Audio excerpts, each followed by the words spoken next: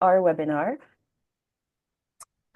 Today, we are very excited to welcome Connected Canadians to talk with us about ChatGPT and how to navigate the digital conversation.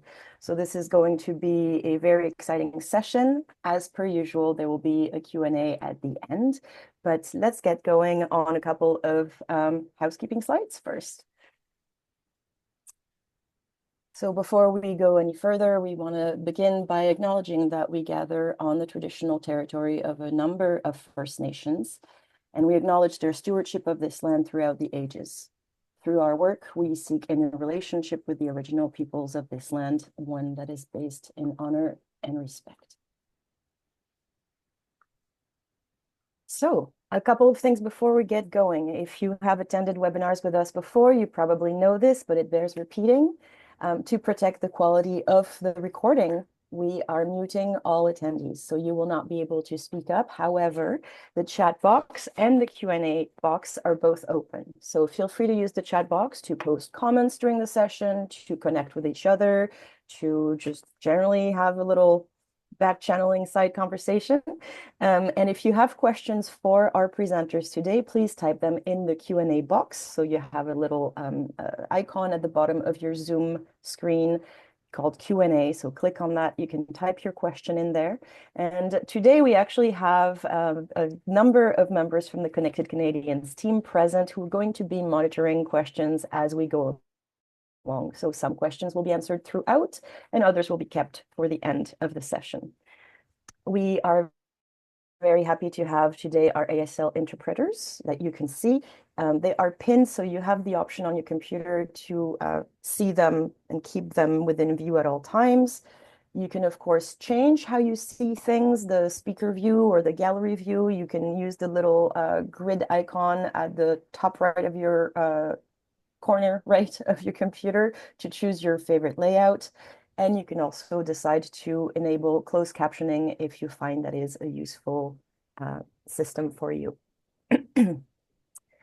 Just so you know, I know evaluations and surveys are not everybody's favorite thing to do, but we do appreciate your feedback always. It does help us, improve our sessions, identify future topics. So you'll have two options. You'll see a little pop-up notice on your computer at the end of this webinar with a survey link, and you'll also receive by email the same survey link later. So if you do have the time, please do let us know what you thought of the session and how we can improve it. And finally, I know this is a question that comes up often. This webinar is being recorded, and we will post it on both EAPO's website, which is eapon.ca, and on CNPEA's website, cnpea.ca, within a few days after the session. And similarly, any documents or links that are useful that are mentioned during the session will be also shared on the same page. And a reminder, this is also, this is a safe space, we hope, but we do also encourage people to be cautious about what and how much they share about themselves. We really wish to respect your privacy and your confidentiality. So if there are personal situations, circumstances that you are concerned about, that you want to talk about, please do let us know directly with a brief, just contact us through the chat box in private and then give us a way to contact you and we can continue this conversation at a later time with someone from EAPO, especially if you're in Ontario. Do not share too many private details because some of this is visible publicly by other attendees as well.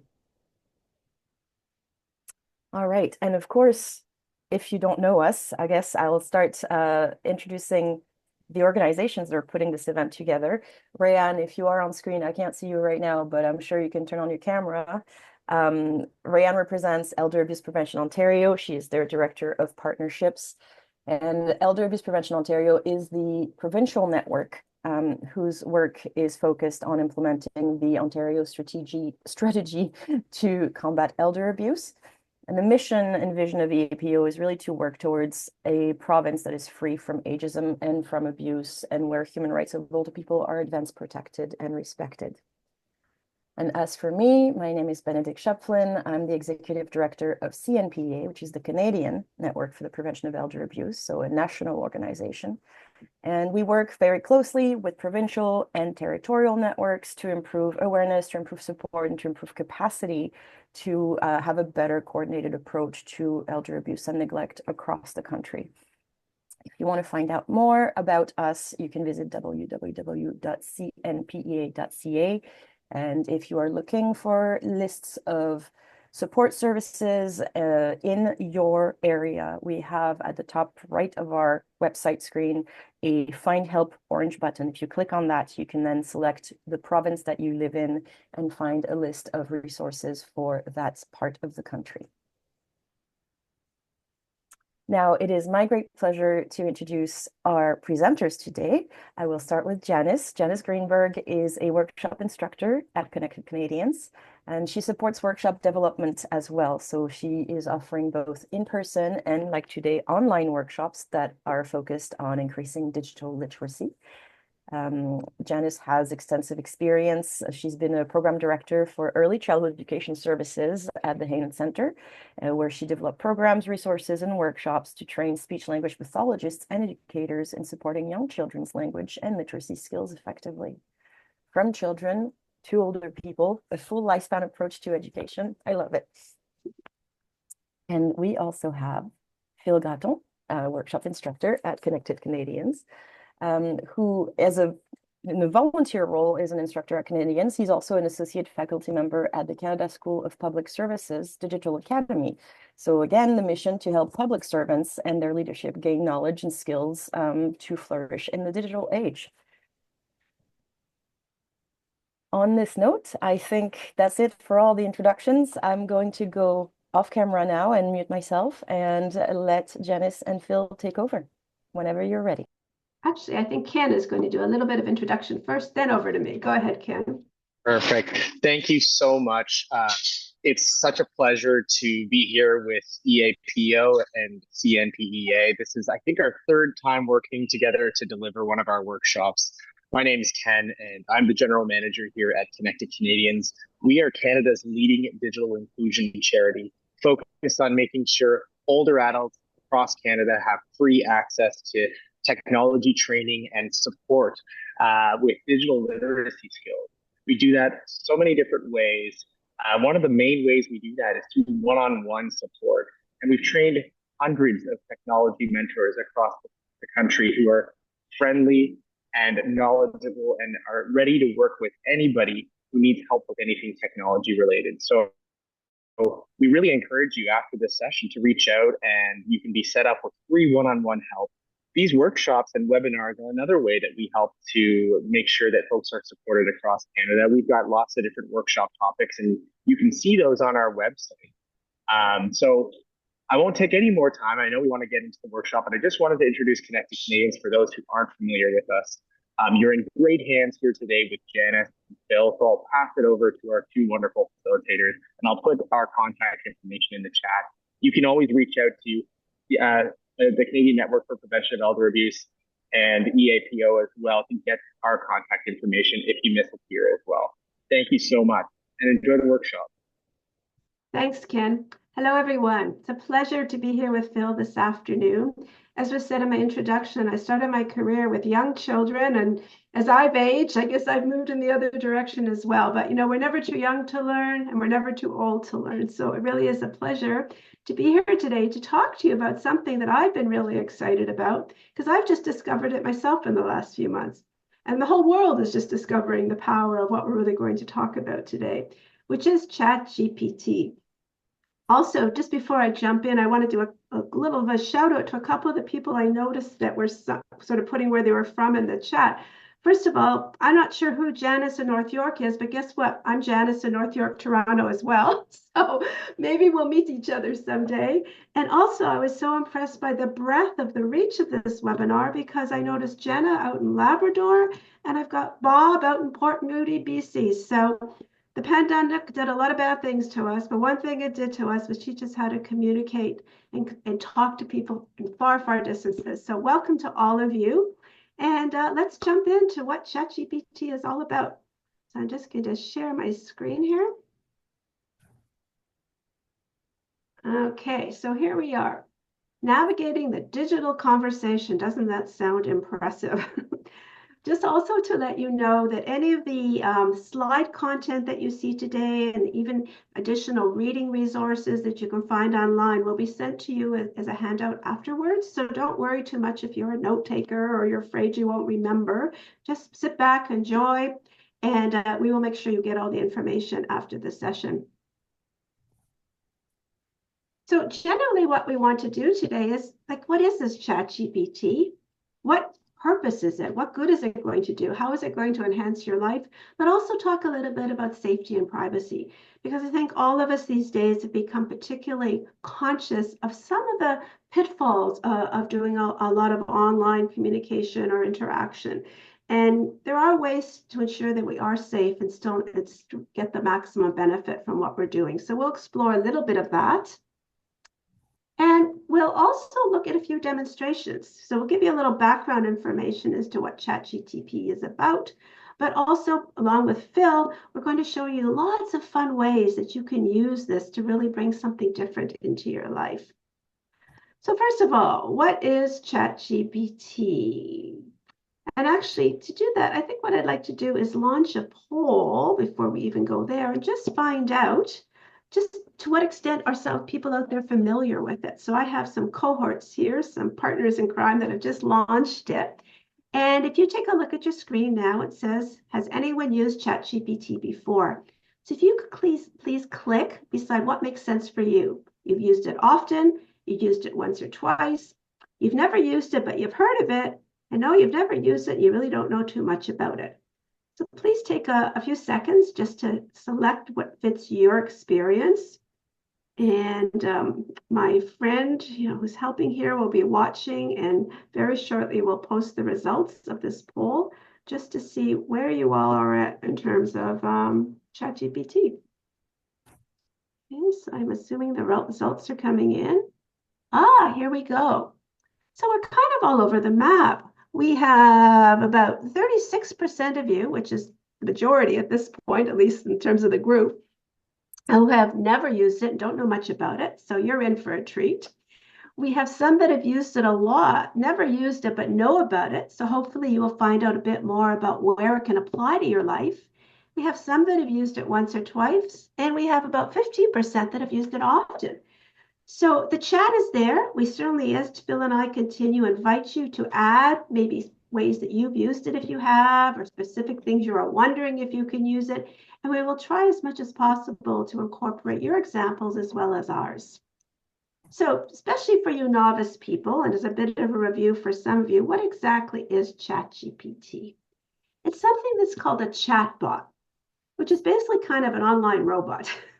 Basically, it's something that has been created that can find things out for us, can do things for us.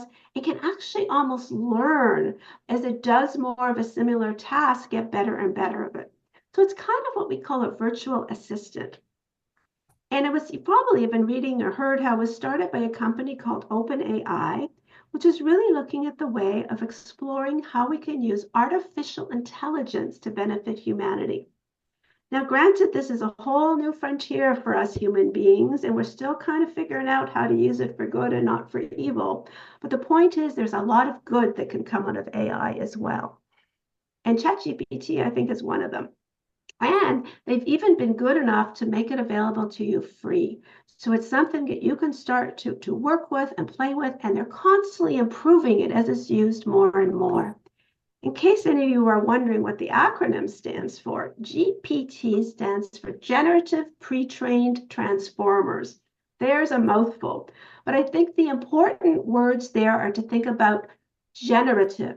And we'll talk more about that as Phil and I go along, but it's the idea that it's not just like looking something up and spitting out what it reads. It actually can generate new content based on what it discovers. It can create things, which makes it really, really exciting.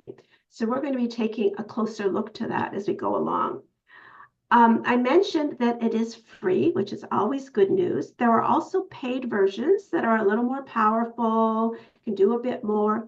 Although I would imagine for most of you, if not all of you, and certainly for me, I'm totally happy with the free version right now for what I need to do to meet my needs. The other good thing about it is it's certainly available on your laptop or desktop computer through a website, but also if you're using a tablet or if you're using an iPhone or an Android phone, you can also download an app that does the same kinds of things. So you can never be without ChatGPT that way when you really start getting into using it. Now, there are many versions that can just confuse you and drive you crazy because ChatGPT, like a lot of other AI, artificial intelligence systems that are coming out now, are constantly evolving and changing and getting better and getting stronger. But don't be too thrown by any of these. Is it 4.0? Is it 4.40 mini? You'll see when we go on to chat, when you go on to the free version, you will get what's going to meet your needs right now. Okay, but you will hear some of these other formats. And actually, as they upgrade it, they are even upgrading things when you go in. I have a free version. And last night I went in to look something up and it actually gave me this upgraded version. And it told me, well, we're just trying this out, see what you think. And then I got to use it a little bit. And then I went back to the original version. So a lot of this is just kind of happening behind the wings, so to speak, but nothing you have to worry too much about. What you go on to right now is probably going to meet your needs. As I mentioned, it's free. The free version does have a limit on the number of times you can use it to look things up. But honestly, it's enough for anything I think you'll be using on a daily basis. And as I mentioned, if they are trying out a newer model to give you a taste of it, if there's a limitation on the number of things you can ask it to do with the newer model, it will just automatically go back to the other model when you've used that max. So for now, keep it simple, keep it basic. As we'll show you, you can just get onto it and there'll be lots and lots of things you can use. Just wondering, are there any questions at all at this point that anybody has put in?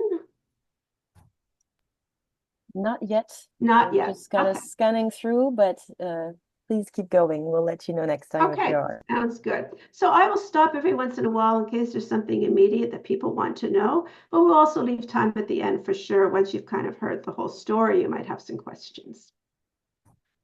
Do I need an account? We're always a little cautious about signing up for things, right? You can actually use ChatGPT to look up information, to have it do different things for you without registering. But there is an advantage to actually registering to have a specific account. It's still free, but when you've registered, it will save what you've looked up. For example, one of the things that I've looked up that Phil will show you later is I've looked up recipes, for example. And if I find a good one, I might want to go back to it again tomorrow or the next day. And ChatGPT will keep whatever you look up in your little box for 30 days. So you can always go back and look for it again. There's also a way to copy things out if you want to save it somewhere else. But it is useful to be able to go back and see what you've looked up before, at least in the last month.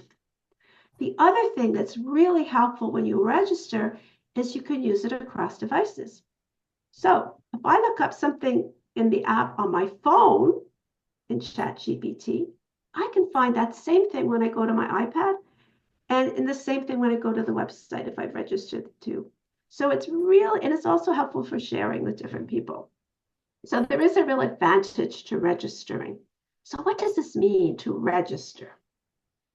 So when you go to open it, you will see something that's asking you to create an account. And you have two options. One, you can create a specific account just for ChatGPT. So you put in your email address, then it will prompt you to create a password and so on. And you'll obviously will have to remember that for when you go into ChatGPT again. Or handle it in a password manager, but you will need those specific credentials because this is going to be your ChatGPT. But an easier way can be if you're already logged into Google, or if you're on an Apple device, you're logged into Apple, or you're logged into Microsoft, you can just go in with the same credentials, which can make life a lot easier. You don't have another password to remember because nobody needs more passwords. And also you get to enjoy the security that's already there around Google passwords and Apple passwords and Microsoft passwords, which is pretty strong stuff. This is called a third-party sign-in or third-party authentication. Very secure. You don't have to remember new information. And again, you use the security that's already there. So it's very convenient for you. You don't have to worry about another account. And you also don't have to worry that now what you've got in Google or what you have in Apple is going to go shared back and forth. That does not happen. Information stays in its appropriate place. The only thing that's shared is the credential. So whatever login gets you into Google, that same login now would get you into ChatGPT. So now you may be thinking, do I really need this? There's so much about technology that's confusing already, right? Why can't I just continue to just use my Google and just put in search words and look for whatever I want? Well, you can. And in fact, Phil was just showing me that, Google and a lot of other browsers and search engines are getting really clever with artificial intelligence or AI now. And in some ways, they're almost functioning like ChatGPT when you go to look up information. And in a couple of moments, I'll let Phil show you a comparison between what can happen when you look something up on Google and when you look something up on ChatGPT. The big thing with ChatGPT, though, is it's much more conversational. So again, I'll just really quickly give you my recipe example. I have 2 daughters with celiac disease, which means they can't have gluten. And I can just Google gluten-free recipes, but I have a recipe I really like, and I don't know how to make it gluten-free. So I can actually get that recipe into ChatGPT, ask for a recipe for apple cake, which they really like. But of course, it has flour and all these other things they can't have. And they say, yeah, but ChatGPT, this is I love this recipe, but they can't have flour. Is there something else I can use instead? Or they can't have, oats, there's something else. Or they can't have, if I'm making a soup, they can't have barley. And ChatGPT will come back and say, yeah, for sure, you can substitute blah, blah, blah. In fact, I made them a soup they really like that normally has barley. Barley has gluten. I didn't know what to substitute. ChatGPT helped me out, said I could use rice or quinoa, and they loved the soup.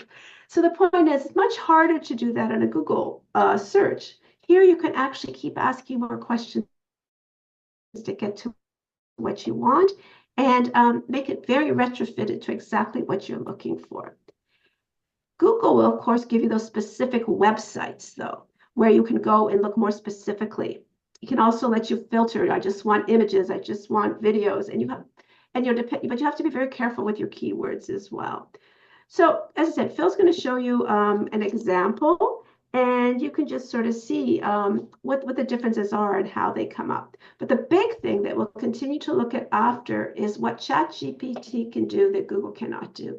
It can generate. It can create. But Phil, do you want to just show that example comparing a Google site with a ChatGPT answer? Yes, absolutely. Thanks, Janice. So hi, everyone. My name is Phil Breton. I'm your co-host today. So I'm going to be the hands-on person. So I'll be the person with the fingers on the keyboard today. And I'm going to be showing you some examples of what we're going to be doing with ChatGPT. So I love your questions right now. I kept my eye on the questions and I love to see them come in. So please keep them coming. And if something I say doesn't seem clear to you, just maybe ask the question. You can try in the chat and I'll try to get to it at the end. All right. So I'm going to share my screen now. I'm going to share my browser screen. So my browser screen is, and you should be able to see it any second now. You should be seeing a Google screen, right? Yes. So we see. Excellent. So we're going to try to compare the two systems. So we have the Google on one side, which is probably a portal that you've used in the past. So it's a great search engine. Google's gotten really, really good over the years at giving you the right answers, the things you were looking for. It's going to tell you exactly, almost exactly what you want, and also in the context that is appropriate to you. So for example, if you're looking for a restaurant nearby, you can actually type in Google, you could say, search for a restaurant nearby, and it'll give you a list of restaurants that are restaurants nearby. ChatGPT, on the other hand, will give you a bit more of an encyclopedia type answer to it. So it'll give you a bit more information and context and things like that. And it will, one of its limits, it's going to have difficulty sort of telling you things in your specific context. So one of the reasons you might want to pay for ChatGPT is it remembers who you are.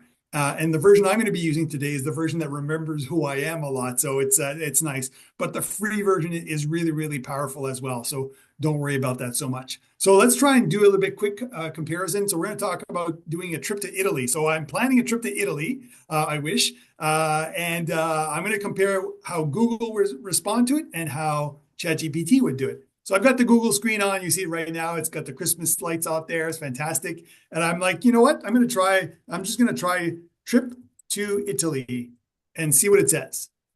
So I press return. And as you can see, it gives you, a bunch of hits with, packages, Air Canada. It's got some pictures of Italy on there. Fantastic. So that's probably the kinds of results that you're used to.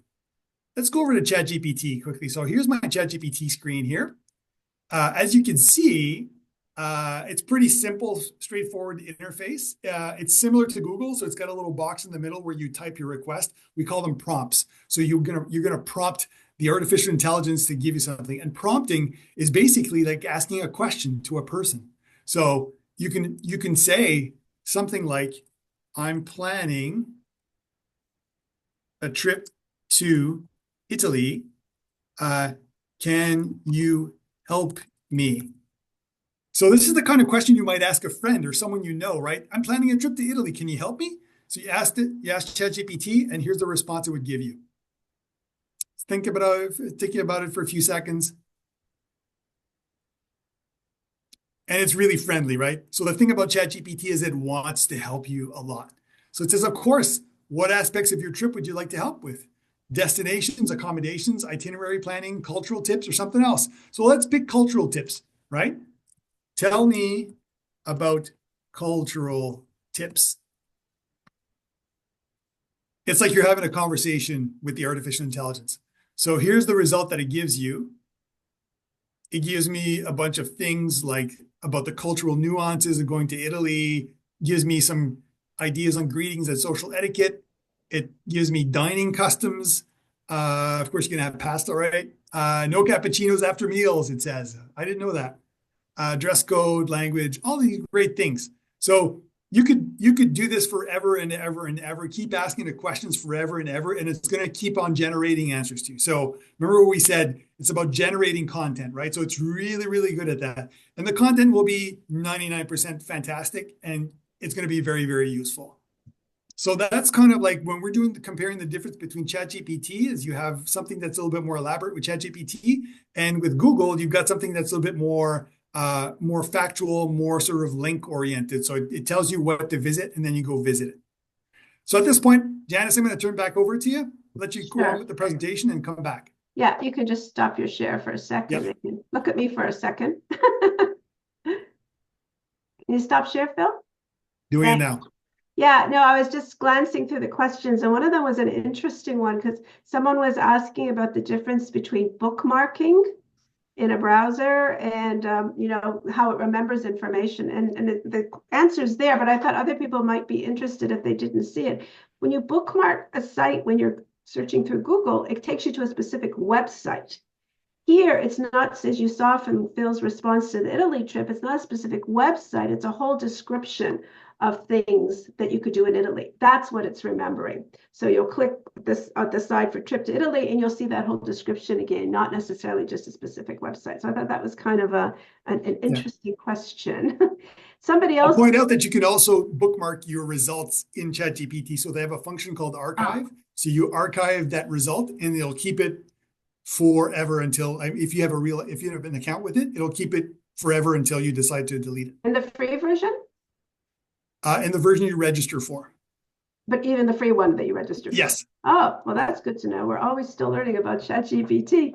The other thing, which I thought was an interesting question, people wanted to know if the actual the page you get to looks different if you have the free version or the paid version. And I don't think so. It's just that it's more powerful when you look for things like that. So I thought that was also an interesting question.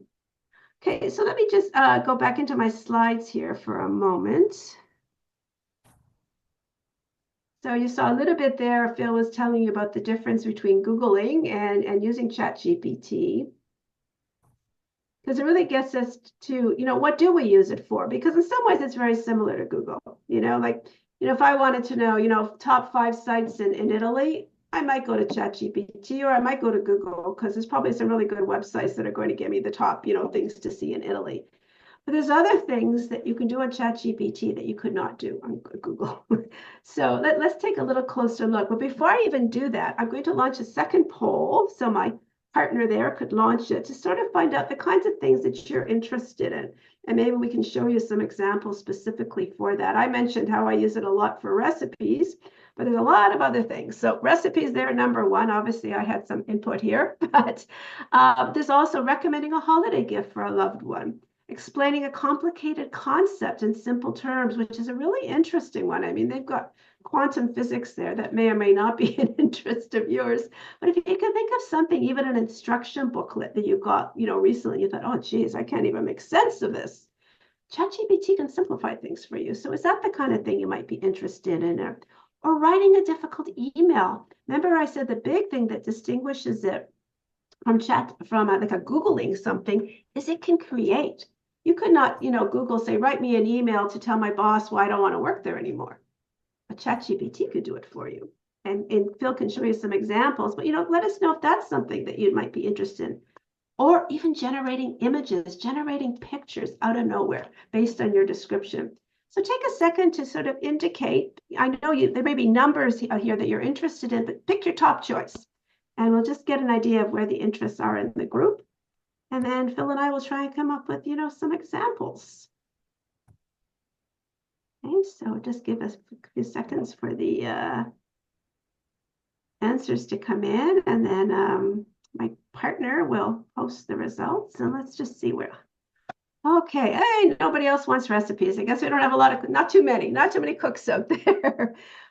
The complicated concepts, the difficult emails, generating images. Okay, so really where we get kind of stuck on stuff. And all of those are things that ChatGPT can do. And Bill will show you some demonstrations in a moment, just to give you a bit of an overview. As I mentioned, the big thing that's so nice with ChatGPT compared to regular Googling is that you can keep asking follow-up questions to clarify. If they don't give you exactly what you want, you can make it more specific. If they're not sure, I use they, like there's a person in there, but you know what I mean, the royal they.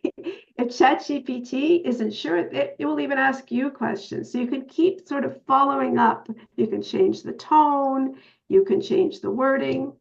You can even put in something you've written, ask it to edit. I did that recently. I had to do a 3-sentence description of myself, which is not easy, right? To do 3 sentences about yourself. I thought it was pretty reasonable, but it was a little bit choppy and long-winded. I copied it into ChatGPT and said, edit this. And oh my gosh, it was beautiful. So it can do things like that. Translation, either from English into another language or another language into English. And again, it's the creation, games, images, all kinds of things. So Phil, do you want to show a few examples? People were really interested, it sounded like, in the emails and making something simpler, images. I'll stop share here. Sure. Why don't we have an example of, we have a gardening example here, which is always a kind of fun exercise to do. So I don't know how many of you are gardeners out there, but I know I have a little bit of a grassy patch behind my house. I live in the suburbs. And, in the summertime, I'm always interested in seeing more bees and pollinators in my garden, right? Because I understand that bees and pollinators, they come in and they spread pollen and they just sort of like make your garden more rich and more nicer. Your vegetables are nicer. You have bigger vegetables, more colorful vegetables.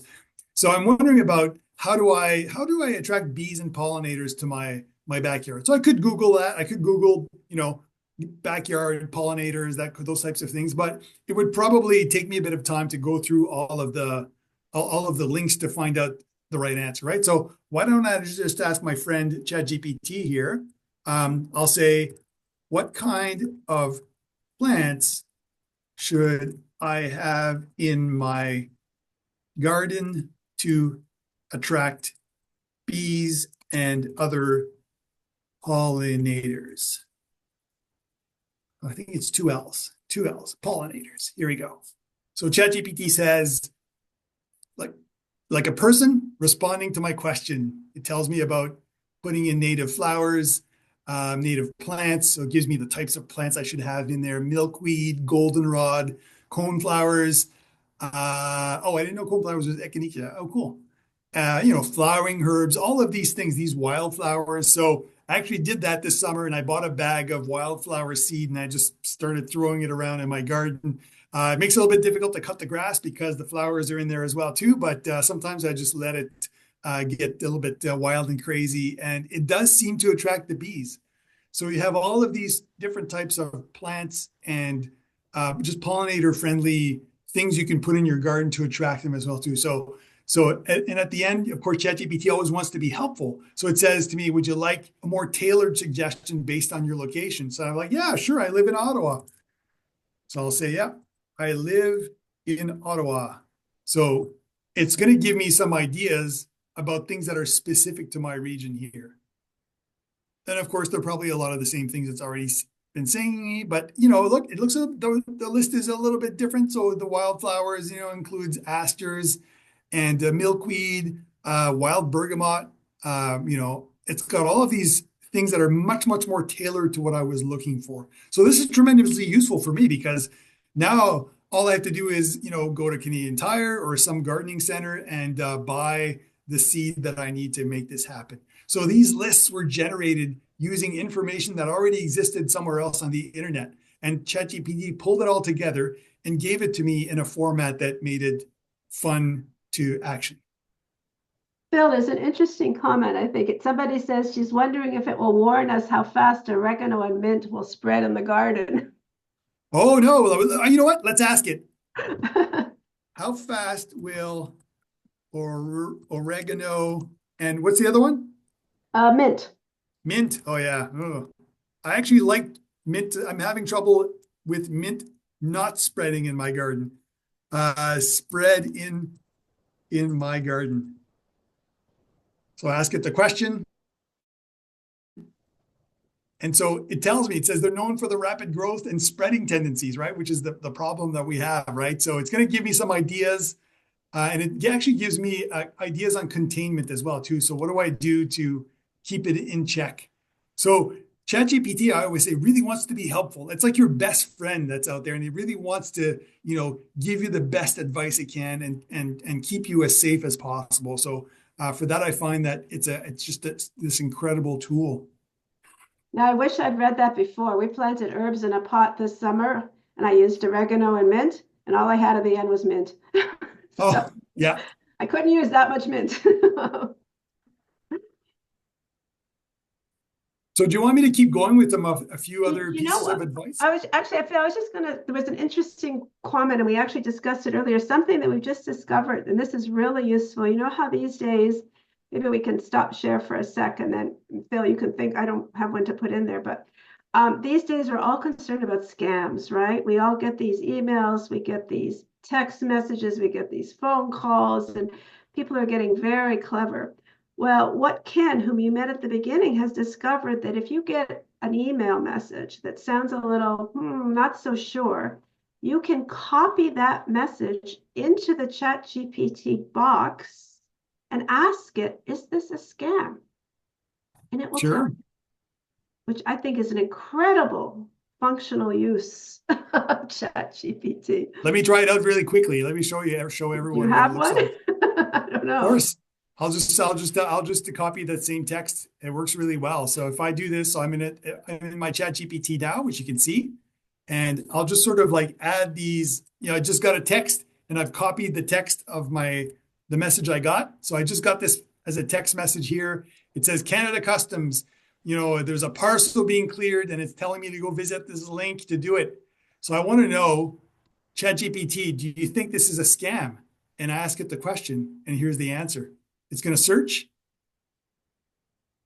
and it tells me right off the bat, the message you received is a scam. So it's actually quite good. It's quite clear, right to the point, and it's even giving me a video to go visit to learn more about these text scams. Pretty cool. Incredible. Really, because one of the things that has struck me that, again, do we use things for good or for evil? All sorts of wonderful things we can do with AI. but the problem is it's so good. And, maybe Phil, if you want to show how we even generate an image, because one of these things these days is, we get a lot of images and we almost have to question if we get them on Instagram or Facebook or X, and is this a real image or not? Well, ChatGPT is pretty good at generating images. Yeah, let's do one right now. So, let's generate a very simple image. It's the holidays are coming up, so I'm just going to ask it to generate maybe the cover for a Christmas card or a holiday card. So I'll say generate an image for the cover of a holiday card, and we'll give it some more context. Let's see. I'll say I'm in Canada and I like reindeer. So let's see what it does. So I've asked it to generate a picture. So it takes a few seconds longer to generate pictures. It should be pretty quick, but sometimes, here we go. It's coming up now in that box. So remember, it's a holiday card cover, and I like Canada. I'm from Canada and I like reindeer. So here's what it gave me. It's just going to take a few seconds to pop up, I hope.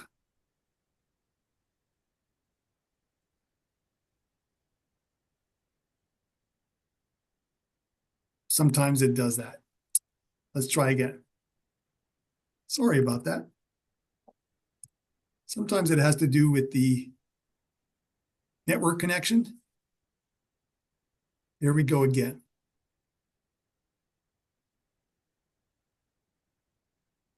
There we go. Ah, very nice. Actually, somebody has suggested one a holiday card with someone holding a sign that says Happy 2025. Sure. How about that? A holiday card with somebody holding a sign that says Happy 2025. This is Sarah who's wondering about that. How about this, right? Yeah, we have to take their examples, Phil, so they know we haven't fixed this, right? Of course. Here we go. Spontaneous. Let's see what it does. I'm always impressed. It's so creative. It comes up with these different things, and you can tell it to do things in a certain style. So watch this. So after this one here, we're going to ask it to do different things. So look at this. Lovely. Very pretty, very, like this. Nice. But Phil, I could say, sorry. Yeah, I could say I could modify this image on the fly as well too. So I could say, great, I could say, make it in the style of, who's your favorite artist, Janice? Your favorite painter? Oh, I don't know. Renoir. Let's make it in the style of Renoir. And so that'll be he's a pointillist, right? I think he's a little dot guy, right? Kind of dreamy looking. Yeah, that's right. So he makes dreamy looking pictures. Let's see. Oh, look at this. It's beautiful. Very nice. Nice. Somebody, there were a couple of interesting thoughts on that. The one question just now, can this image be sent by WhatsApp? You could copy this image and send it, right? Yes. I mean, I did an fun sort of image for my daughter's wedding anniversary, describing what they look like and so on. And then I copied it and sent it as an online greeting, for their anniversary. So you can do that. I should mention, though, that in the free version, you're allowed 2 images in a 24-hour period. Phil has the paid version. So if it is free, just remember that you'll get 2 images and then you have to wait another 24 hours. But here was an interesting question. You know how we talked about how you could put a scam text, into ChatGPT? Yeah. And I mentioned about photos, that AI creates these photos and it's hard to know sometimes if they're real or not. If ChatGPT if you see a photo that was created by ChatGPT, if you put it into ChatGPT, would it recognize it as not real? It might actually tell you that it was generated by something. If you look at this image that I have on the screen now, a Happy 2025, it's obviously not a real, I don't think Renoir painted this picture. So that's pretty straightforward. Most people could determine that, but sometimes it's a bit more difficult, right? So sometimes someone used Photoshop or some other advanced technique to create a picture or modify a picture. I wouldn't trust ChatGPT 100% on those things, because just like people, ChatGPT can also get confused, but it will certainly recognize images. And, when we get to the part about translation, I'm going to give you an exercise with an image that we can do with it. Okay, great. Thanks. The other thing that people were really interested in was translating complex directions. Do you have an Yes, example, Phil, to show? absolutely. So let's start over with that. So let's, what's the kind of difficult instruction set? So I don't know. I want to say making coffee, but that's only maybe difficult for me. Well, Phil's thinking if anyone has anything they'd like to see him try, something that's very complex. Well, why don't you try this? Somebody says, can you please explain how to copy it into another place like WhatsApp? Why don't you ask ChatGPT how you Of would do course, it? sure. Here, how do I copy an image No, not the generated, image, just anything. Oh, yeah, the image. That's fine. Go ahead, the yeah, image. Yeah. by ChatGPT into WhatsApp? Hmm. So very simple request. It's like asking a friend, right? So here we go. It gives me all of the steps that are required. So you would click on the image, you would open it up, you would say save as or download, and then you would change to the application on your phone, assuming you're on your phone or tablet or device.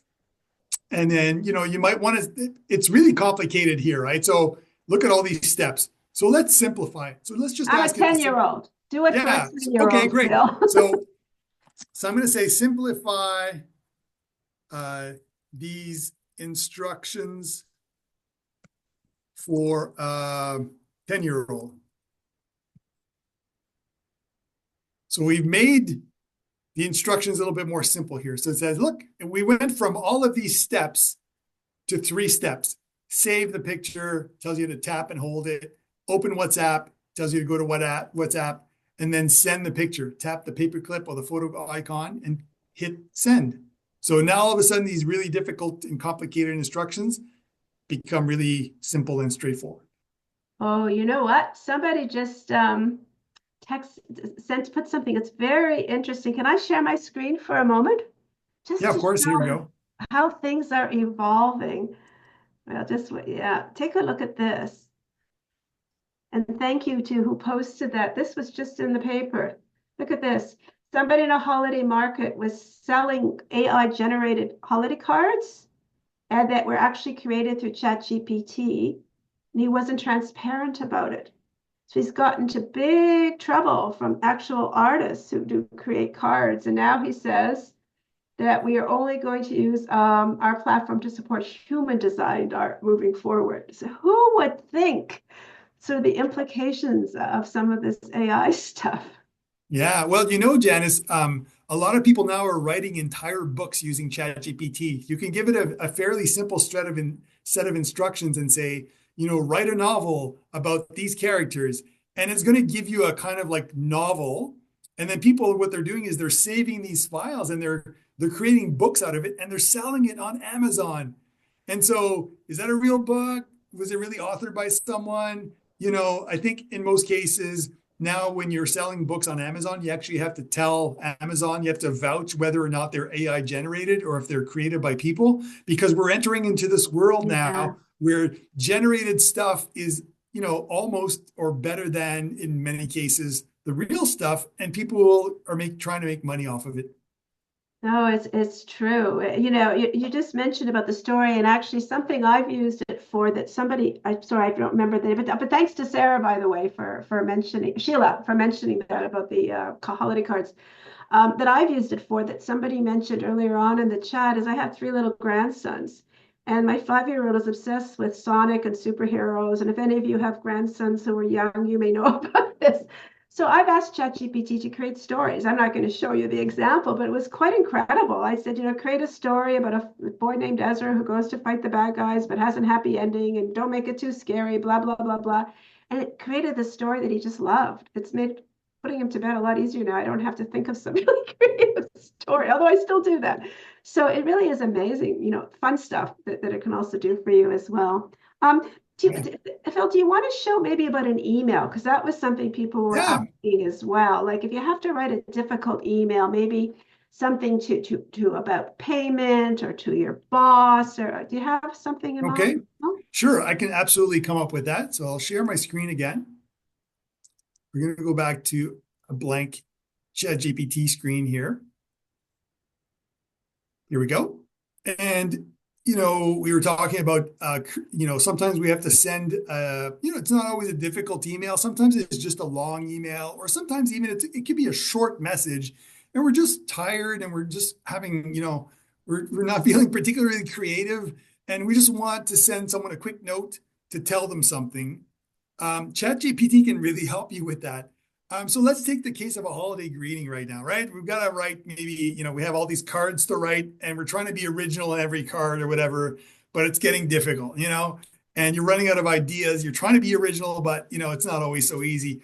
You can ask ChatGPT very briefly here. So we'll pretend that I'm writing an email and I'm writing a holiday greeting to someone. So I'm going to say, generate one paragraph holiday greeting for, let's say I'm the boss of a company and I want to send it to all my employees, for all my employees.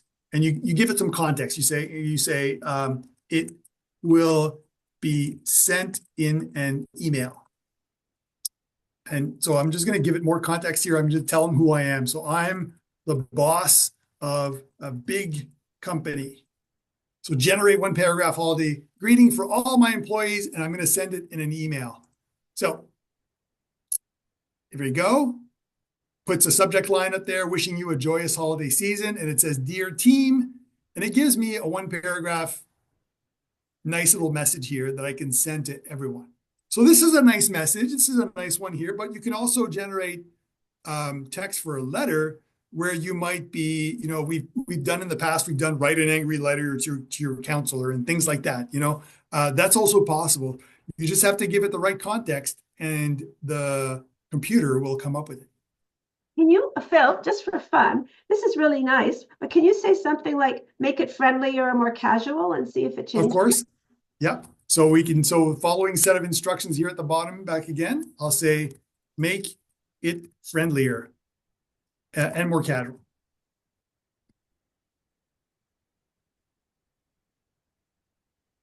It changes the subject line to straightforward happy holidays, and it's got more enthusiasm to it, right? Like, we're wrapping up another amazing year together.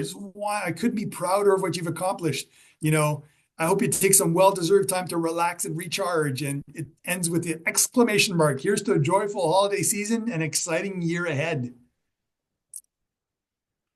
So it's actually quite good at, you want to make little tweaks to it. It absolutely wants to help you with that, and it's going to do it. We talked about earlier, maybe, Janice, I'll skip to the translation, for example. Sure. So maybe I've got like maybe I've got a multilingual workforce, for example. So we're in Canada. I work for the federal government, so a lot of people speak French. So if I want to, I could just easily say, translate this to French. Let's say French Canadian. And very quickly and easily, it translate that last message that I put up there into French. And the French, the grammar is quite good. It's actually quite a very reasonable translation. But if I wanted to, maybe, for example, I have an office, let's say, I have an office up in Iqaluit. So my office in Iqaluit, I want to make sure that the people who are there, the local people, can read my email. So maybe they're more comfortable talking in Inuktitut. So I'll say, great, translate it to Inuktitut, like this. So in addition to translating it to the message itself, it also does the writing as well too. So you can see that the writing that's on there is actual Inuktitut writing. Amazing. Of course, we don't know whether it's correct or not. Maybe there's some people on who just speak. So I always say, you can see at the bottom here where my cursor is, it says, it reminds you, ChatGPT can make mistakes. So make sure you check important info. So my advice is, before you send off that email in Inuktitut, you call someone at the Iqaluit office and you send them the email in advance and say, hey, does this make sense? Is this a good message? And then you get that feedback. So that's a great point, Janice. Always make sure you double, like, if it's going to be an important thing here, make sure that you ask someone else to review the letter or the email that you wrote, even a short message. You know, Yeah. here's a quick something good too. Like we were talking about Christmas messages, you know, like you can tell it, I have 10 friends, write a short holiday greeting for each, no more than one sentence each. So, you know, you have 10 Christmas cards to send and you're like, oh, I want to be different for everyone. You could just ask it to do 10 messages and look at these different things. It even tells you the kind of person it's meant for the adventurer, for the foodie, for the traveler, for the joker. What does it say for the joker? It says, may your holidays be as full of laughter and mischief as you make every gathering. So it's pretty good, right? So it gives you very, very quickly 10 messages that you can copy into 10 different That's cards. great. Actually, a couple more interesting things. Back on the translation one, people had a couple of good points. They're wondering, could you get ChatGPT to translate that back into English and see if that worked? That might be one way to check it a little bit. Yeah, we can And the other absolutely do that. that could you feed that into Google Translate and see what came back? Sure. So Version back into English. So let's try that first. So like translate the Inuktitut version back into English. So let's see what it says. oh, isn't that interesting? They've said to Yeah, consult with this. They're letting themselves off the hook. it's having a bit of trouble here. Although, you know, if I copy and paste it like this, and I say, translate this into English.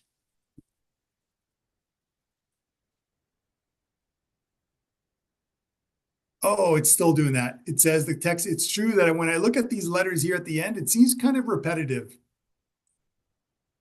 So yeah, you may want to have a person who can read Inuktitut to let Yeah, you when know you what it really means. are. You know, just around the correction, something we haven't mentioned, but it's also, you can use ChatGPT for figuring things out, even mathematically. My husband was doing a sidewalk outside and he was having trouble with the actual measurements of the stones and everything else. So he fed all the information into ChatGPT and he came up with a great plan and really good measurements, but one of them seemed a little bit off to my husband. So he queried it. ChatGPT came back with, oh, sorry, yeah, you're correct. That really wouldn't work. Here's the correct answer. So you still have to think about what you're getting, but it's darn impressive sometimes what it is able to come back with. Somebody actually had an interesting one. Going back to the emails, something a little bit trickier. How do you write an email to your boss about a fellow employee who is a bully and has been, I think it was harassing employees or something?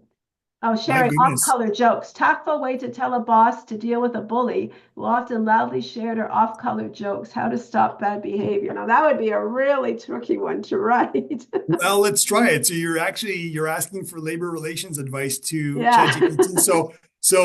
It was Patty. I see Patty's message there. So Yeah. I'm going to copy Patty. I'm going to copy your message straight into ChatGPT and see what it says. So it's you want it to give you advice, right? Oh, so what's going on here?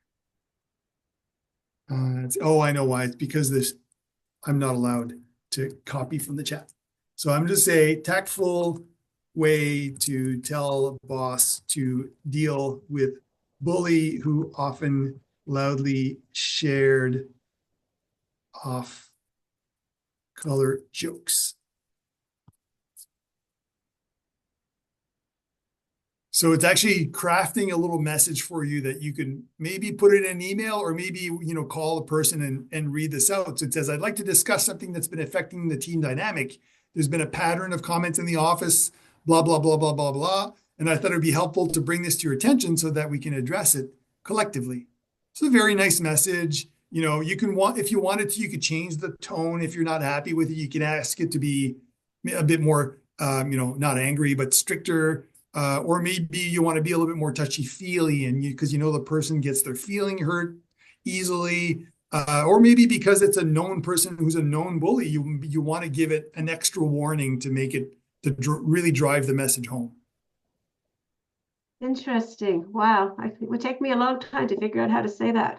That would be really helpful if I was ever in that situation. Somebody else is wondering about can it summarize a document?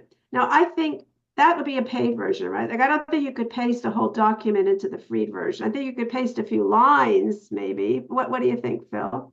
I think you can absolutely do it. So for example, I work for the government, and I'm just looking at something, Canada TBS policy on labor.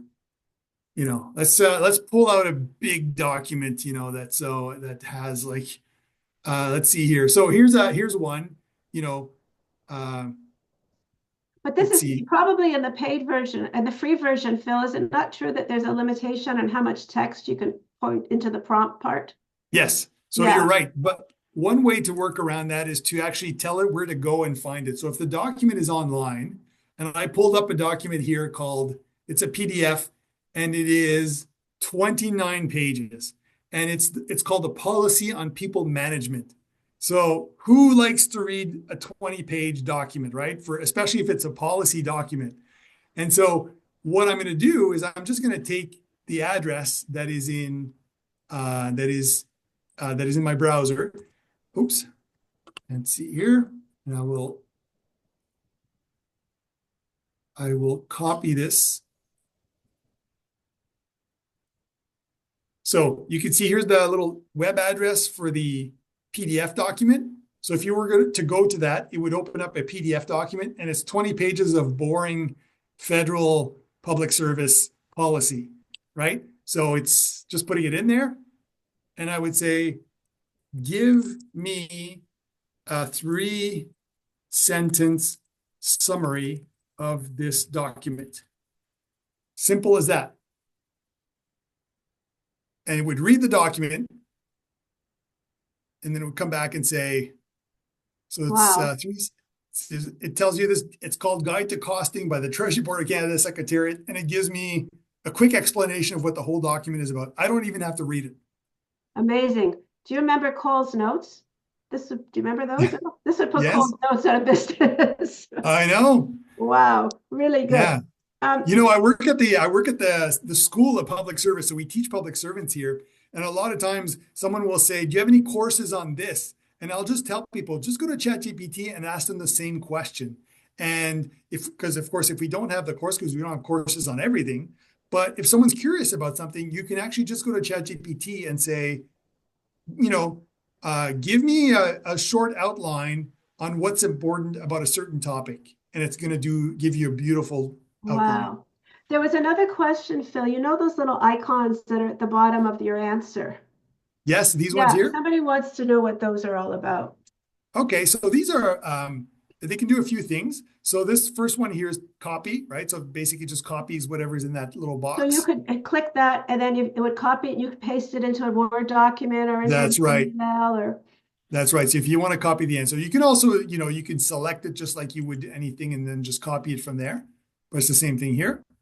This one says regenerate. So one thing about ChatGPT is it never gives you the same answer twice. It'll give you a slightly different version of itself. So if you're not happy with it, you can just ask it to regenerate it, and it's going to try again and try and give you a better answer. So if you kind of remember what it looks like here, I'll just click regenerate, and it's going to try again. And so it gives me a different way to explain what's in that document. You can always go back to the first one. So now it gives me a few options here. I can go back. Here's the old one, and here's the new one. But continuing on here, these little thumbs up or thumbs down. So ChatGPT also learns from you. So the more you work with ChatGPT, the more it gets to know you, and the better it gets at giving you what you want. So if I were to say, you know what, this was a good response or a bad response, I'm going to say this is a bad response. You know what? I'm going to click on that, give it a thumbs down like that. And it's going to say, tell me more about that. Why wasn't it good? Like what mistake did I make? And so, you could say it's not factually correct. I click on that and it's going to go, thanks for your feedback. Next time I'll remember and try to do better. So that's the thumbs down and the thumbs up. That's what it is. It's very typical. You see that on many websites. And then this last little icon here is just to change the model of the ChatGPT here. So it gives you these different types of options. These older models and the newer models. But, I would say you don't have to worry about that. On that, there was actually a question. Cassandra's having a little trouble because during the presentation, she was trying it. She got a GPT version of 4.0, but she asked 4 things, and then it said that was her limit, and she now has to purchase Pro. Isn't there a place somewhere you indicate you want the free version, and that shouldn't happen? Yes, you probably see, it's hard to see on my screen right now for some reason. Here we go. So there's a legacy. Oh, here it is. There's a legacy model here, ChatGPT 4. So how would she get to that? Because it's just telling her she can't do anymore. So I assume Cassandra, you're using the free version, right? Okay, so the free version of ChatGPT. Oh, here's another way to do it here. Well, it's hard to say because I'm using a paid version, so I'd have to log out and come back in. But you should be able to select your model here, and the base model, which will be ChatGPT 3.5 or 4 legacy, should allow you to do it. Yeah, also Alejandro has factored in and says that she should try a different link. Go to chatgpt.com or chat.openai.com. Maybe you've clicked on a different link when you went to it, Cassandra. So try that, and hopefully that will work. Thanks, Alejandro. Yeah. Okay, Phil, maybe I don't know if we just want to what we safest. We don't feel safe. Do we have what is the safest city? Oh, I'm not sure what that one is. No, I think probably unless someone has a burning example, maybe we'll leave the examples. There's just a few things I wanted to say about safety and privacy, and then we could take it if there's any remaining questions. Would that be okay? Sure. So if you want to stop share, I hope you didn't already. Janice, did you want to do recipes? No, there wasn't that much interest in recipes. No? Okay, all right. Maybe I'm hungry, that's why. I gave a couple of examples of recipes. I mean, you can even put it and say, oh gosh, all I have in my fridge, is a little bit of pasta, tomatoes, some mushrooms, and some milk. What can I make? Yeah. And it will actually come up with the recipe for you made with those ingredients. So it wasn't a huge interest in the group, but if anyone's into cooking, I'd encourage you to play around with it. It's a lot of fun. I like to cook and bake, so I've used it a lot for that. I did want to, though, just spend a few minutes talking a bit about safety and privacy, because I know that's always a concern these days. I did mention at the beginning, in terms of using the third-party way of getting in, using your credentials for Google or Apple or Microsoft is a pretty secure way to get into ChatGPT and pretty safe. But just to make sure you're feeling comfortable and understand where your information goes. As I said, anything, if you register, the prompts you put in, the responses will stay on ChatGPT for about 30 days.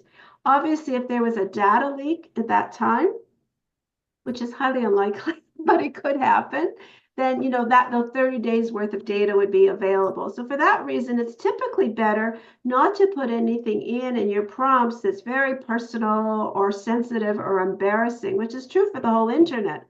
So that includes stuff like this, but Bill was just telling me earlier, again, we're all just learning because ChatGPT keeps changing, is that actually ChatGPT is getting wise about this stuff and helping you. So if you actually did put in something like, I have this really strange condition, these are my symptoms, blah, blah, blah, it may tell you, this is too personal, I can't handle this. Or if you put in your username or password, or if you put in your SIN number, anything like that, it's probably going to tell you that it can't handle that kind of information. So there is a double check there, but really in the back of your mind, that's not the kind of information you even want to even attempt to be floating around around the internet.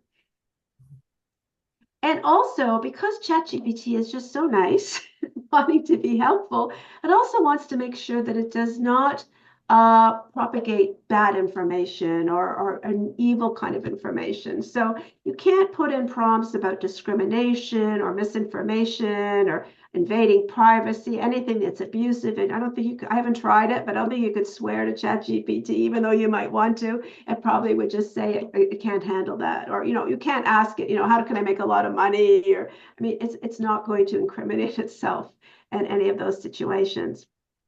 And one of the things that's come up as we've gone through examples is how reliable are the answers? So we found out with the translation example, it's probably a good idea to double check if you have no idea if it's giving you a good translation. I gave the example for my husband making his sidewalk. We did query something and ChatGPT, was a little embarrassed and apologized and gave the correct information. They are training it all the time with new information. You can imagine it's like this little mini robot that when we go into ChatGPT that scours the internet looking for information that they can put together to generate what you're asking it to do. And up until recently, I could say it was only up to the information on the internet to 2022, but they've constantly training it to deal with more information and more recent information. And now it's pretty up to date. In fact, recently I got a message it's up to December 2024. So it is, looking at recent information. But the other thing it's now doing is that if it's pulling current information, it's actually giving you the website where it's getting it from if you want to go and check. Phil, do you want to just do that quick little weather example to show how that would work? Sure, let's do it. Share my screen again. So we're back in ChatGPT. So I have the paid version of ChatGPT, which means that it gets the most up-to-date live information that is available on the internet. And what were we doing? We were doing the weather in Toronto, right? So if I say, what's the weather in Toronto right now, right? So this is a question you could ask Google very easily, and Google would, if you type Toronto weather, it'll give you the information right away. With ChatGPT, it's going to give you a little bit more context to it, a little bit more things to it. So it's going to search some stuff. Boys, there's a severe weather advisory, I guess, or fog advisory in effect until Wednesday. So you could see by the logo, it's pulling this from the Weather Network website. It's doing it here from another service here, gives me the weather. For some reason, for me, it's giving it to me in Fahrenheit, but also, seems nice and balmy in Toronto today, but this is probably US information. If I keep going, I could ask it to give me the sources. So on the side here, it tells me what this is. Environment Canada weather. So that's probably the weather here at the top. So Weather Network pulls data from Environment Canada. If I keep going here at the bottom, I see here it is. AccuWeather is a US-based website. So that's why I was getting the Fahrenheit ones here. But it gives me a bunch of other ones. It even gives me the BBC News. So yeah, so what does the BBC think of the weather in Toronto? So okay, Phil, here's a good one. Can I interrupt for a second? This is really, Sandy says, okay, that's all very good. Can it tell her how to dress for the weather?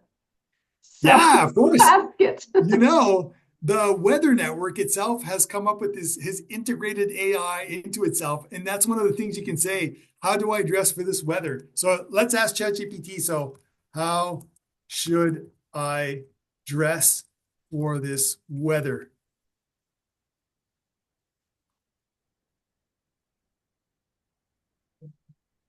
So let's see what it generates. It says it's about 7 degrees Celsius out right now. So I'm in Ottawa. I'll assume 7 degrees is about correct. And there's a fog advisory. So it says layers are key. So base layer, mid layer, outer layer. Tells what they wear on the bottom, like comfortable pants. Footwear, closed-toed shoes. It tells you to wear maybe some scarves, gloves, a hat. And you may want to consider carrying a small umbrella because, if it's foggy, it might rain, right? So if you're going to be outside for extended periods, keep visibility in mind due to fog. So look, you could wear reflective clothing or bright colors that help you stand out in low visibility conditions. Amazing. There you go. Was it Sandy? I have to tell you, I would have put my father out of business. I don't think in the winter I ever left the house without him telling me to wear a scarf. He would have no job to do that. We just check ChatGPT. There was actually an interesting question that came up around ethics and privacy. And Phil, maybe you have some thoughts on it. My understanding is that any of the information we put into ChatGPT is only being used for them to help train the system. So it has more information, it knows how to come up with better answers. But this person makes a point. In life, nothing is for free. Yeah. So are they doing something with their information? Is something happening with what we put in there that we wouldn't be that happy about? Yeah. So I think that right now we're still in this kind of like very gray zone because,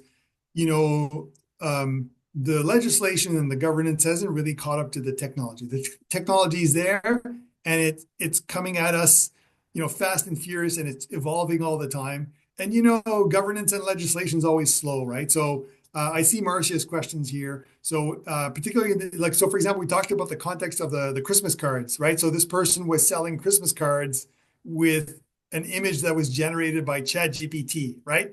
So the way ChatGPT works for images, but also text, is what it does is it scoops up all of the available information that's on the internet, that's publicly available on the internet, and then it has a calculation, an algorithm, which is called a large language model, that says things like, use all of this information to create something like that. So in some ways, you could say that ChatGPT is inspired by other people's creations, right? So if you're an artist who's an original artist and you paint these pictures and then you post them online and you make it public, ChatGPT is going to scoop that up. And when someone tells it to create something that kind of looks like those pictures, it's going to use those pictures to be inspired by it. So in some way, it's actually stealing intellectual property, right, to generate new images from it. So it's a bit of a gray zone because in some ways it's not giving you the exact same picture, but it's being inspired by it. So if you had created pictures and you had never put it out there, it would never be able to do it. But because you did, it's actually borrowing from you somehow. And some people would say that's a kind of theft. And so these legal questions are being addressed all the time. It's the same thing for writing, for example. So if you're an author, if you're a journalist, for example, and you write these articles and you get paid for it, that's your how you make your living. Someone who steals these ideas and things from it and repackages it somewhere else, is that theft? Is that just borrowing? Is that just inspiration? That's where the gray zones are. And I think that's where the governance is going next. So these new pieces of legislation on artificial intelligence that the government is struggling with is meant to address these issues. So I don't know what that means for the future, if that means less AI or more AI or fewer rights or more rights for the artists. It's a complex questions, but it's a really important question. I think Thanks, we Marcia. also had, sorry to jump in, but I see we have 10 minutes left. So I wanted to get to a few questions that I saw coming through. I believe it was also Marcia who was inquiring about, obviously ChatGPT is a system, but at some point the system has to be developed by humans. And do we know anything about the diversity factor of these humans, right? Because we've heard before, we've seen in the past, for instance, teams that designed facial recognition systems that happened to be mostly white and created therefore faulty systems that ended up being racially biased, even though they're supposed to be neutral as technology. So for something like ChatGPT, do we know if the system is in any way, collecting, harvesting, and reformatting information that is sensitive to diversity? Is that something you know? Phil, throw it to you. Yeah, I can absolutely speak to that. So all of these models have a bias somehow, right? Just like people. Yeah. So everybody, every person, even the person who thinks they have the least biases, they're probably the people who have the most biases, right? So I always say, so the large language models, of which ChatGPT is one, they all have their kind of inherent bias, either because of the algorithm, because of the calculations it makes to generate text, or because of the data, the content, like the source data that it uses to generate these new ideas. So if the source content has a bias to it, or has just incorrect information, or even where it doesn't have any information, for example, ChatGPT will try to make that up. So you've got these two components to it. You've got the algorithm and you've got the data. And both of them can have these little biases to it. So you're right, Benedict. Over time, it's possible that you're going to get some results that bring these biases over. They're no different than the biases you'd find in people, by the way. They're the same biases. And so that's why we always say you have to verify it, right? So if you're going to be using the ChatGPT to generate things that address more sensitive issues, you have to be aware that these same biases that a human might have in generating these texts, the ChatGPT will have it, the generative AI will have it as well. Yeah, and I think that's actually sort of supporting a comment from one of our participants who was mentioning teachers going hoarse, telling their students and their parents not to rely on ChatGPT for everything, both because it's not perfect for everything, and also because critical thinking remains a very important part of Yeah. education and of our existence as citizens. So I think that kind of aligns with what you were saying. Yeah, Question to for me you. it's like using a GPS, you know, like Yeah. the more you use a GPS, the less you remember where everything is. So if you're driving and you need your GPS all the time with you to find your way around town, you'll never learn what the town looks like. So, you know, there's a cognitive effort that needs to go into it. It's the same thing if you're using ChatGPT to generate the text for your messages all the time. At some point, you're going to your writing's not going to be as good as it used to be. Mhm. Um, we still have a few more minutes, and I guess I wanted to go back because there were some questions much earlier in during your presentation about the potential for, like, when it comes to safety of older people. So not just data safety, but safety in general. Is ChatGPT really a place that they should or could use, for instance, for finding supports in the area if they are being mistreated? And I tried to answer in writing because you were busy chatting, but my recommendation was, of course, check the page of CNPEA.ca. That is what it was designed for. It does have a list of up-to-date information.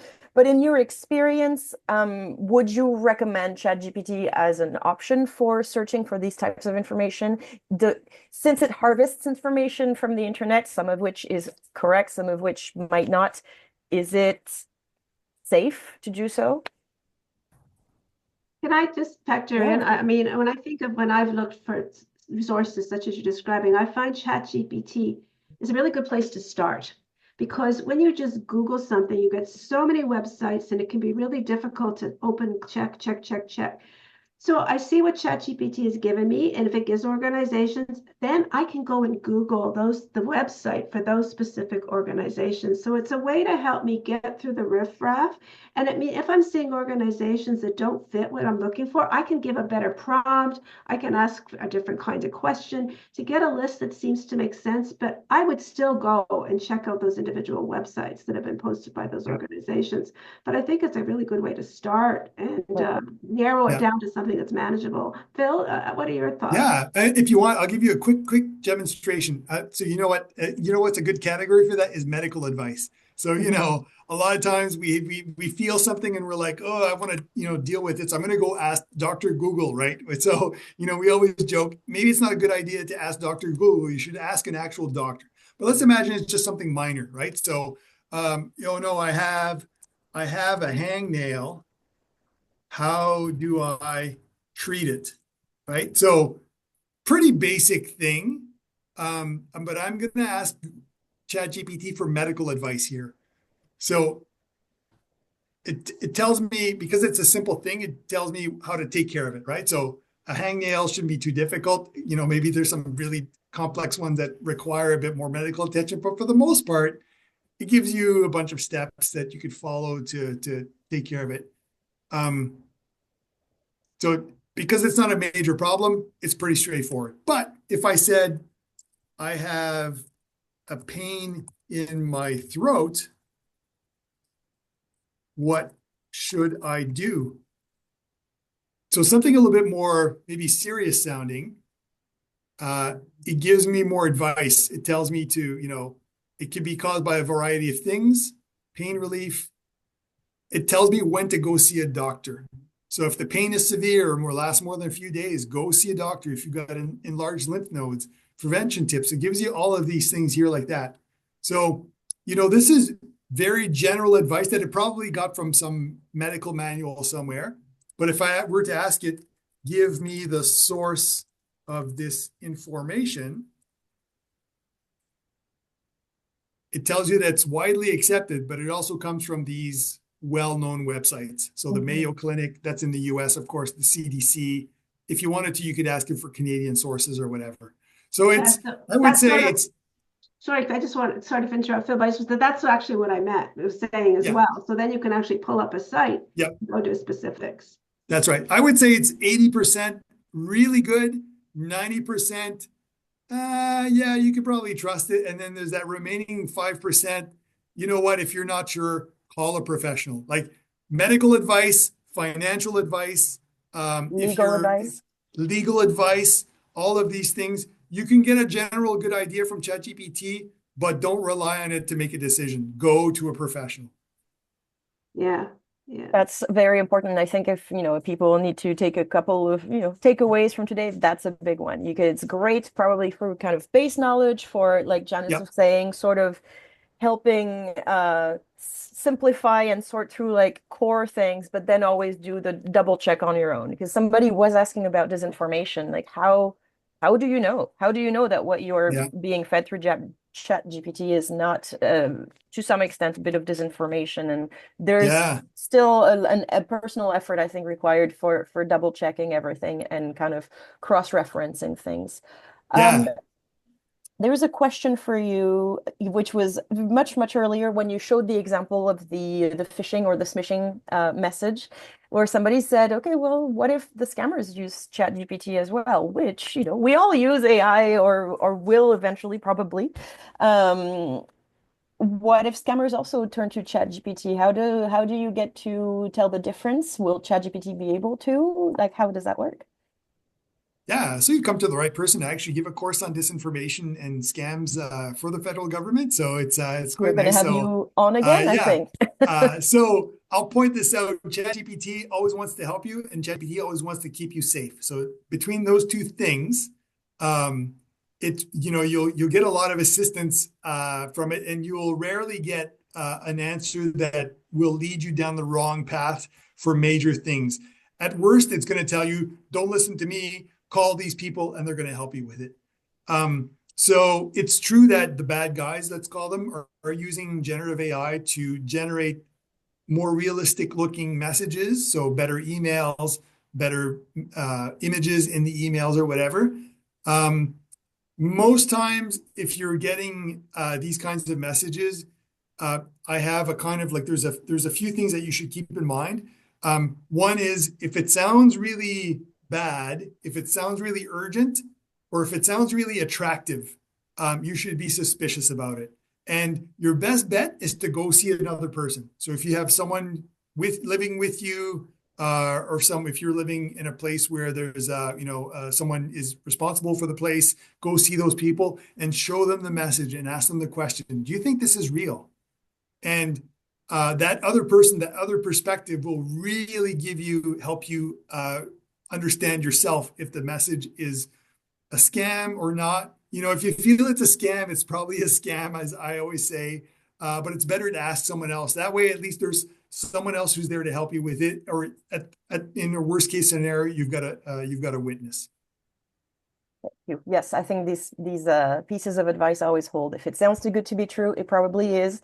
If you're feeling urgency, pressure, or any form of time-sensitive condition, it probably is a scam as well. Yes, because that's really the trigger that they're trying to activate in you, is that stop thinking and rush into a decision before exercising, once again, critical thinking.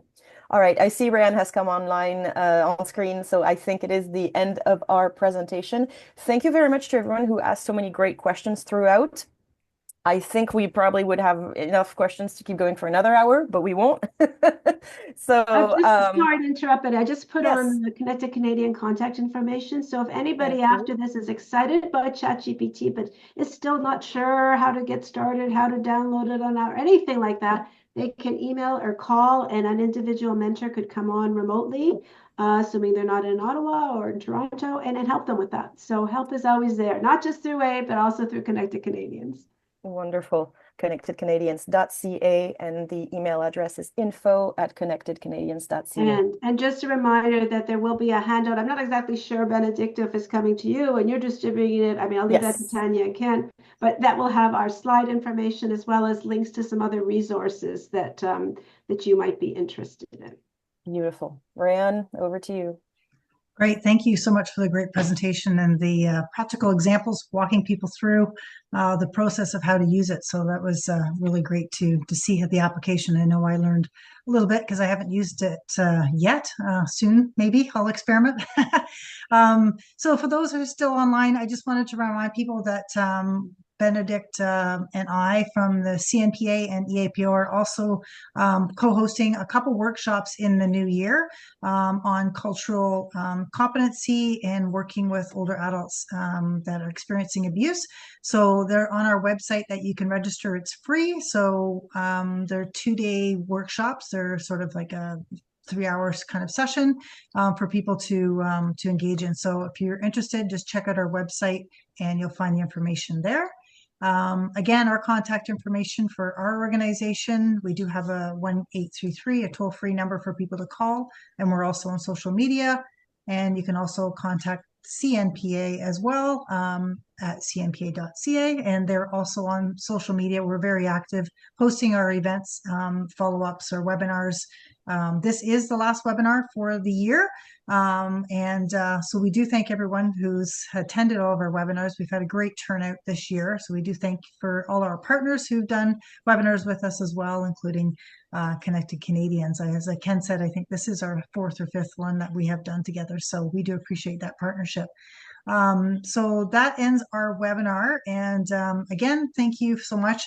Give us a day and we'll have it posted on our websites, hopefully where you can view it if you've missed some of the information presented today. So thank you again to our ASL interpreters and to both Phil and Janice and her support team or your support team for joining us today. So thank you. And thank you to all of you. Phil and I thoroughly enjoyed the time with your group, and it's always nice to talk about something that you're excited about. So I hope we passed on some of our excitement. Absolutely. Thank you. Thank you so much, everyone, and happy holidays. Bye.